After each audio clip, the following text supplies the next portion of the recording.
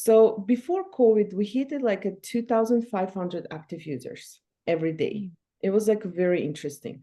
When COVID hit, all my stores are shut down. I was like, oh my God, what I'm gonna do? But I was so busy with my tech company. It's like, okay, then meaning I have to focus on this business. So I hired a tech team and we started building. And when during the COVID, when it was lockdown, a lot of people started.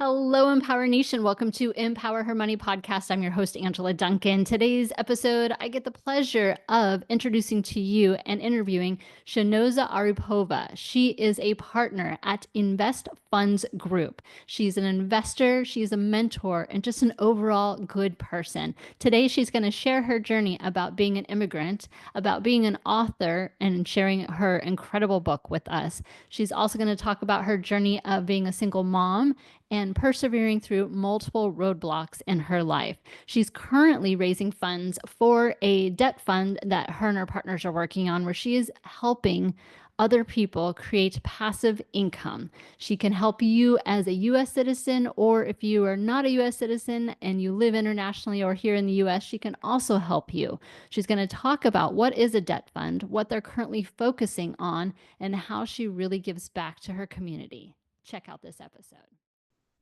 Hi, Shahnoza. Welcome to Empower Her Money podcast. Thank you so much, Angela, for having me. I'm excited for today's episode because you're going to talk a lot about the world that I kind of live in. And I love talking about money. Obviously, it's a podcast about money for women. And you are doing some incredible things for women in the industry. So before we get started on what you're working on today, can you give us a little background and kind of how you started your journey into, the world that we live in today? Sure. My world started very simple. I was a spoiled child of my parents. My parents was traders. My mom was international traders. She was doing export import, and I was her helper. And on another side, my dad was like working in the government. He was the chief of police, and I started working in university. I was a lecturer. Then it was kind of boring. I was like just 21 and I wanted to get something bigger. And I started exploring my life in I came and studied in US. Then I loved it. You can do anything in US. Everything is possible. And I immigrated in 2013. I started my own business from zero. And then I start my company and I sold it. I exited in 3 years. It was a good chunk. I made like 10x. And I decided no matter what kind of business do, you always need finances. You always need some type of support to support your growth for the business or your life journey. And I was like, okay, that's the niche. I want to be there so I can be help for other people. That's how I become in finance, that we are doing hard money loans for real estate investors, for them to scale their business, as well as we buy our own businesses as well. I like to invest into grocery stores. I'm converting grocery stores into Louis Vuitton. Very nice. We need more of those stores too. Yes. Can you tell me a little bit about that first business? What was it? Why did you decide that business? And then how did you know it was time for you to leave? The first business was retail business. It was pre-COVID. I had the fashion, like a high-end boutique store next to Neiman Marcus. It was very nice, very successful. When I was working I had 3 locations, and being working in the mall, it tells you that whoever lose their job, they come in the mall to find the job, even temporary. Whoever need a good salesperson, they come and they steal my employees, not only mine, because they're good salespersons. And I was like, okay, I know managers of the other stores, corporations who need employees. And I started a matchmaking people. So that's how I started my tech company, like from being like a hobby on the side, hustling, like, okay, I was making fun. I started a tech company. I didn't know about it at that time. It was self-funded. And then when I started doing my marketplace, it became up to like 100 active users every day. I didn't know. It was like on the piece of paper on Facebook. It was so incredible. I was fulfilling my employees' relatives, friends, and family. Hey, who wants some gig? Gig economy was like 2019. It was not too big. And I was like, okay, let's just do it. And COVID hit. Before COVID, one of my advisors from Y Combinator, they said like, oh my God, your conversion rate is 70%, 80%. It was growing like rapidly. I was like, okay, what's the KPI? I didn't know at the time. I was just owning a boutique. I was just making fun and making money. It was easy. So then I have to learn about KPIs. I want to learn about conversions, all of this good stuff that needed for tech companies. So they said, now you need to get one investor. It's like, okay, why I need investors? We are self-funded. We are enough. Like, no, you should get. So I had an offer with 1 million from tech company and 100,000 from angel investor. I was like, okay, I'll start with small one. I don't need large amount. I don't know what I'm doing. So I accept 100,000 and COVID hit. When COVID hit, before it was like similar to TaskRabbit. It was just gig personal assistant stuff. So before COVID, we hit it like a 2,500 active users every day. It was like very interesting. When COVID hit, all my stores are shut down. I was like, oh my God, what I'm gonna do? But I was so busy with my tech company. It's like, okay, then meaning I have to focus on this business. So I hired a tech team and we started building. And when during the COVID, when it was lockdown, a lot of people start asking, I need to finish my basement. Construction. I didn't want to go to construction. But then we decided no, it means to be because we got like a fully construction. Then we focused on construction. We became a matchmaker for construction companies as well as the homeowners. First, it was like a contractors and homeowners. Then more like a real estate investors start coming. We had even when we start promoting like a cleaning, disinfection cleaning, we got Airbnb hosters. They calling us, hey, can you do cleaning for our projects? So we became cleaning while it was like a COVID. Then fully basements, additions. It was amazing. So it ended up very interesting that Home Depot reached out to me. It reached out, one open door reached out to me by themselves. I was like, oh my God, that's incredible. That's how I learned like how to do like a fix and flips. I didn't know. It was 2020. It was during the COVID. It was amazing. But then all of these people, smaller real estate investors who was growing, we even had like one investor when they reached out to us from London and they was buying fix and flip in California. We just matchmake. We find a property, the construction company in California who did flip for them. It was amazing. It's like, wow, that's cool. And then 2021, when like we grew so good, and then even a little bit down, it started like a fighting between each other when they stopped paying. I was like, oh my God, what is this? Me and my team was discussing. It's like, we need to find a solution. What is that? Then we became like a hard money brokers. Then we have to find like a factoring so we can finance their invoices because all these hedge funds, big corporations, or hard money lenders, they cannot pay until project is completed. So poor construction people, they were struggling, especially family-owned businesses. So we was financing them. Oh my God, it was like incredible how supportive, but on another side, we learn from failures. I tell sometimes I'm expert at failure. That's how I got my expertise. So We solved that. But then it became like I got sick. I was like too much overwhelming, too working. Being tech founder is so hard. Like I say, bravo, whoever is tech founder, because we're all working so much, like 48 hours in 24-hour day. It's incredible. I got sick and I decided just step up. I called my investor. I said, I got sick. And he's like, don't worry, just take care of yourself. That was so nice of him. And I still appreciate my investor. And after when I got sick, one of my user who was like actively using our platform, he called me. He's like, hey, what happened? Why are you guys slow? I'm not able to find contractors. I was like, yeah, we're a little bit shut down. Like, we'll slow down because I got sick. And he's like, and what? I love your product. I was like, yeah, I like it too, but this is why I got sick. And he's like, what if I buy it? I was like, okay, you can buy it. How much you want for this? Like, I don't know.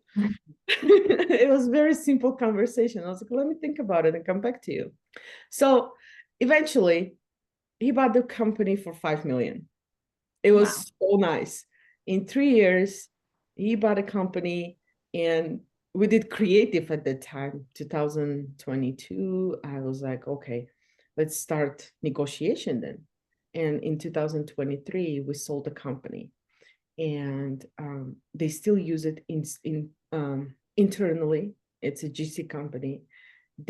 Because of this platform, they was working only in one location. Now they open like 4 locations. And the other day they called me, hey, how can I franchise it? Now you have to help us. I was like, okay, we can do it. And I was focusing while I was sick. I write my book, GPS for Immigrants, because me as a being entrepreneur immigrant, I didn't have a lot of opportunities while I was sick. And that's how I learned how to mitigate my risk and knowing how much is my risk cost, especially when you're sick or when you die. You have to make sure that your loved ones are protected. And I was like, okay, I called my financial advisor and I said, what do I do here? Oh, yeah, you have your investment account. It was small at the time. I was like, what else? She's like, I don't know. You don't have like any, she was in investment, but not risk management advisor. Right. I was making money, but didn't know how I can protect. I was sick. I lost my income basically, and I didn't know what to do. That's how I became a financial advisor myself. I So learned. I find that interesting. When you are faced with a problem, you're diving into it, you're getting information, and then you kind of pivot into a new role.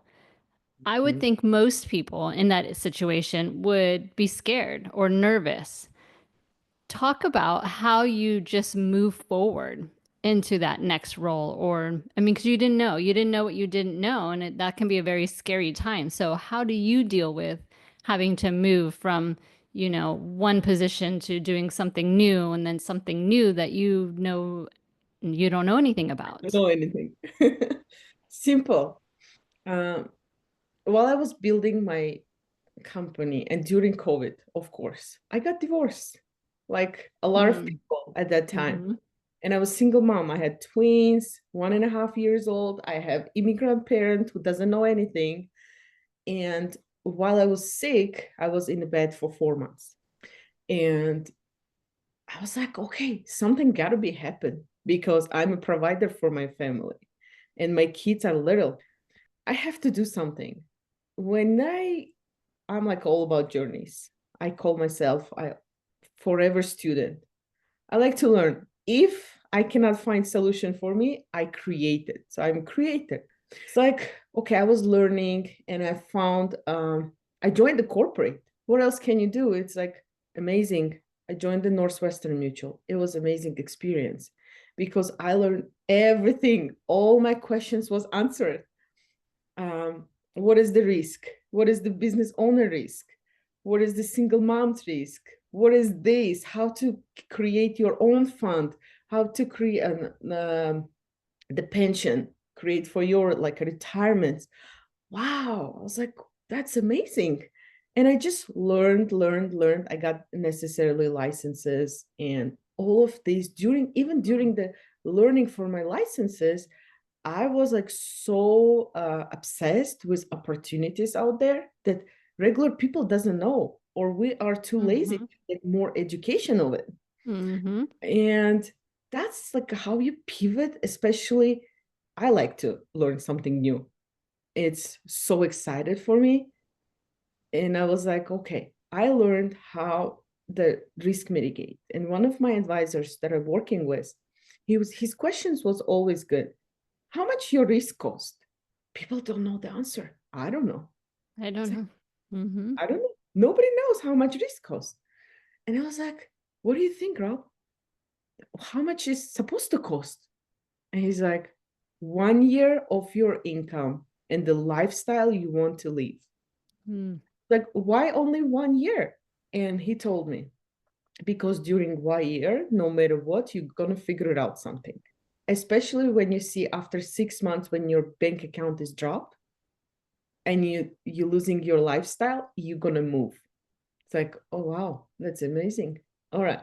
That's how I learned how much is my risk cost for my business. It became my formula because all financial advisors was telling me, your job is to be to the client. Your job is to be rich. My job is to keep you rich. It's so amazing. It's so incredible that I learned, and I left the corporate because I keep it. My journey was, it was just part of my journey. I want to go to my finance part because I liked it. And I started doing brokerage for hard money brokerage for real estate. Still, I love real estate and I love finances. As I brought my team together, and now we successfully originated and provided as a brokerage company 60 million. I was very incredible first year of the company, and we decided to go to create a fund where it's going to be female owned fund, immigrant owned fund. We do love helping foreigners. We like helping. During my journey, especially when I was writing a book, I find out that most of my readers are not only international immigrants, what I was writing for, it was actually local immigrants who born and raised in US, but they moved to different state, or they just don't have those free resources in the book that I provided. It's like, hey, can you coach me? It's like, oh my God, I'm not the coach, but I can just help you, whatever you need, because I learned it from my failures, or I learned it from somebody else's failures who was asking me, how can I do it? That's how I helped like a lot of people this year. And I'm so proud of myself because I was like, come on, let's do it. I learned. And so now we're doing like a fund. It's a debt fund. We raising right now 100 million, so we can do more loans and we can buy more businesses to scale. Okay, so let's first unpack what is a fund for the people that may not understand or have never invested in a fund before. What's the easiest way that you could explain that to someone who asks you what is a fund? Fund, it's very interesting instrument to scale my business, because we want to make sure we're dealing with people's money, and we want to make sure that they are secured. We want to make sure that they are deployed properly to the projects, or the way how fund works. If I am accredited investor and I have some cash to deploy and I want passive income, I invest into funds where I get my quarterly income and I don't have to worry about it. One of my investors, for example, she is recently divorced single mom. She had some from the mutual sold assets, some cash, but she didn't have time to work because she has a little baby. She needs to grow her. She needs to raise her child.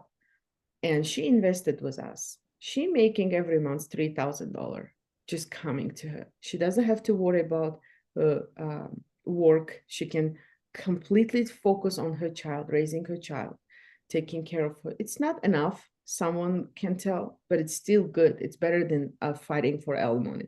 Yeah. So for those that are listening, a fund is a great way for someone who doesn't have the time or perhaps the knowledge to invest in their own real estate. They can provide that money to a group like yours, invest fund groups, and you guys go out and, use that money to help generate passive income for that person that's handing that, who's trusting you with the funds.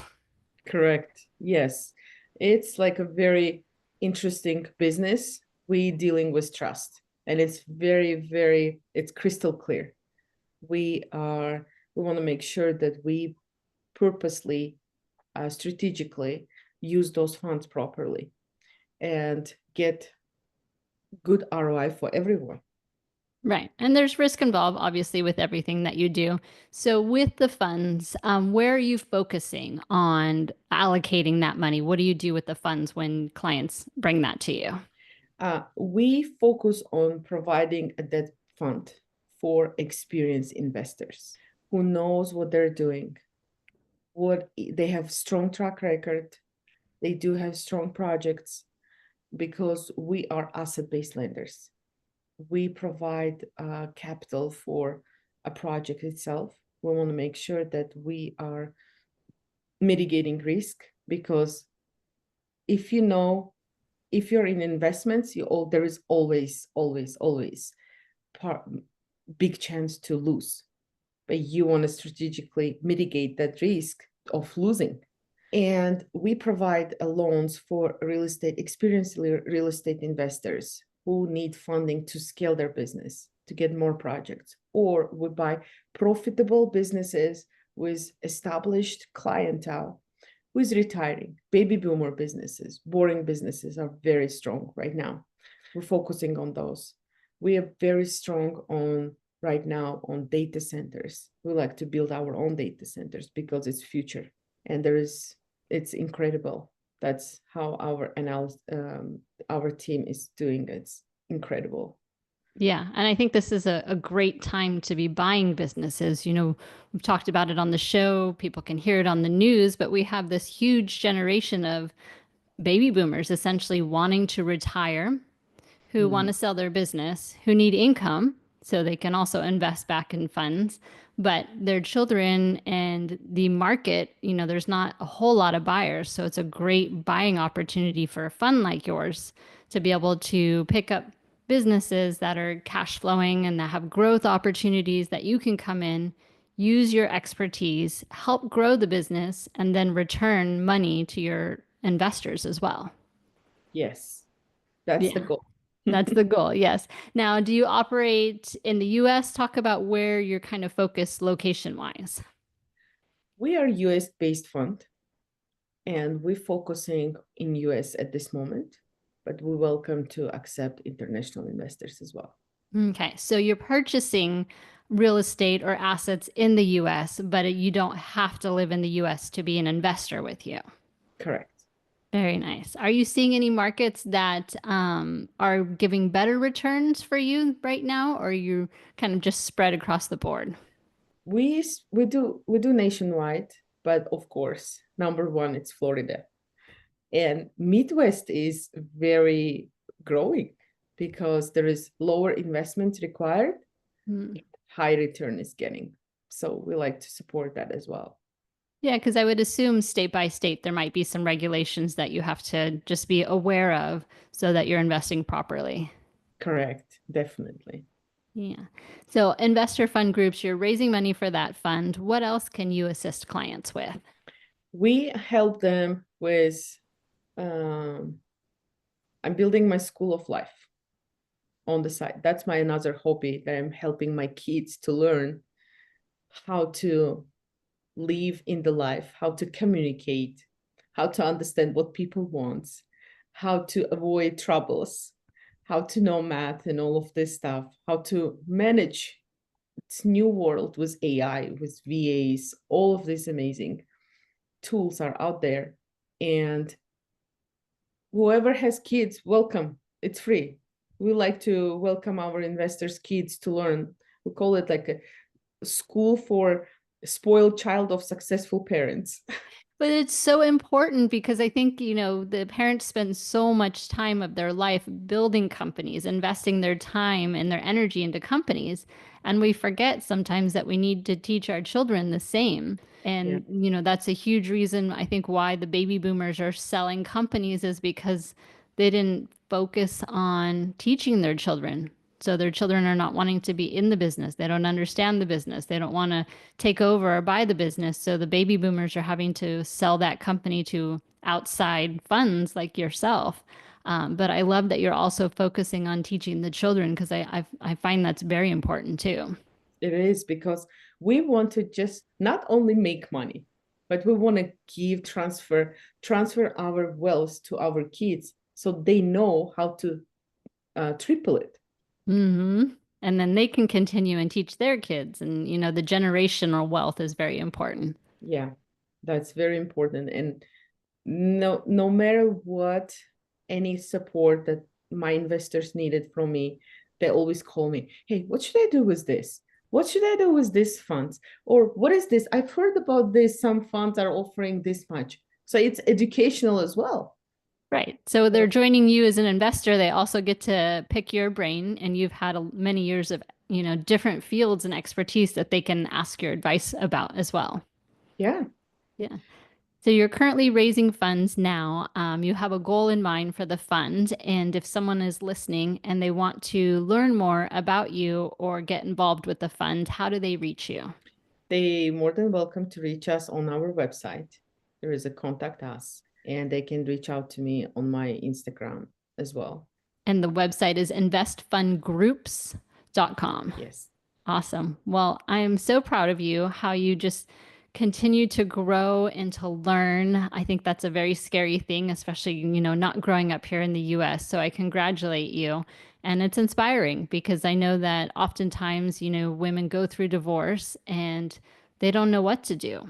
But hearing stories like yourself, it's inspiring to know that there is a shining light on the other side, but it does take work and you have to put in the work and you have to have that continual growth. And it's great to know that you're also mentoring other people to help them on their journey too. Yeah, it's very incredible. Yeah, so awesome. Thank you so much for your time today on Empower Her Money podcast. Absolutely. Thank you so much for having me.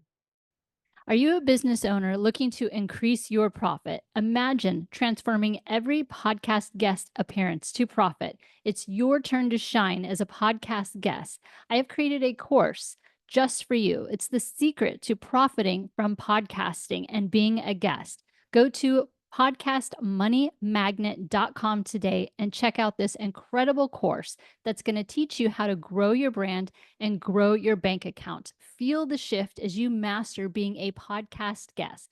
Podcastmoneymagnet.com today.